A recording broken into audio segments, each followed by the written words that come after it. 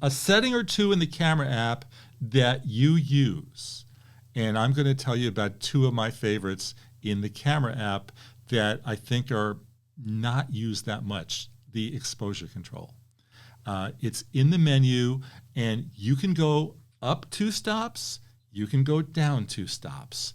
And, the great thing about the iPhone is that the pictures are always perfectly exposed, and they're always in focus, except when they're not. Sometimes automatic doesn't work. My classic case for this is when going into a church and shooting a stained glass window, and it will try to expose for everything when you actually want it to go 2 stops down. So then you will go into the menu.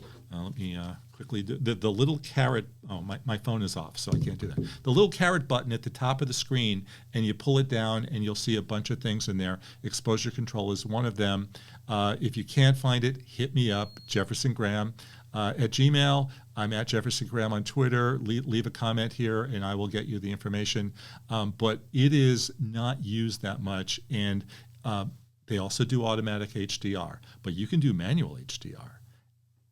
1 underexposed, 1 overexposed, 1 normal, and then you could sandwich the pictures in Lightroom on your computer, and it looks a lot better than automatic HDR. Steve, what feature do you like? So I'm going to echo your exposure thing, because I see people just take a point and shoot iPhone approach, and a lot of times it works good, but if you've got a backlit subject, sometimes you want that subject to be exposed and let the background blow out, and you can do that manually. But I have 2.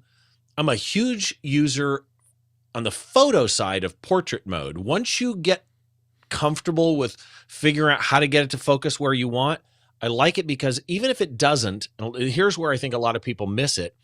They do portrait mode and they realize it kind of missed an edge, or the depth of field was too shallow.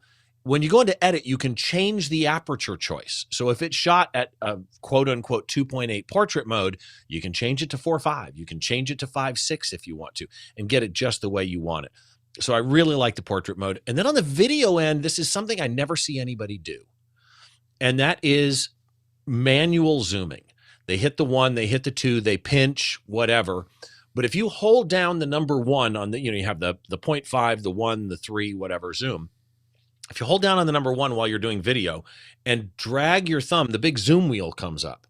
And so you can do a nice shot where you're, for example, wide on a scene with somebody talking in it, and then you slowly pan left and zoom in on somebody's face. And it's just a great way to take a little bit more control out of your video recording. Okay. Mark Thompson is asking us a question, but it's actually Kim McAllister, who is part of the Mark Thompson Show and will be my special guest next week. And nice. So she'll be joining us, and I want to thank you, Kim. She's become my new best friend. I've been on 2 of her live streams today, and it was Mark and Kim and Albert, my inspiration for doing this live show, because I started doing the Mark Thompson Show about 4 months ago as their Thursday regular, and the response was so fantastic, and I said, why don't I do this too? And the response from all you guys have been great. My big worry about going live was, would anybody show up? And you're here.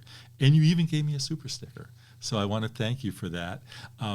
Kim's question, if I understand it correctly, is that she used to use night mode on the Google Pixel.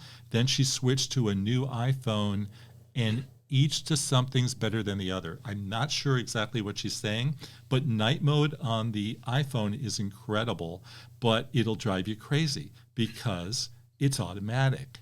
You can't turn it on. It turns on by itself when it wants to, when it decides that it's dark enough that it's time for night mode. And then when it's time for night mode, it will go automatic again. There you can actually change it and go manual, and you can make the shutter stay open longer for what is, you bring in light in the darkness.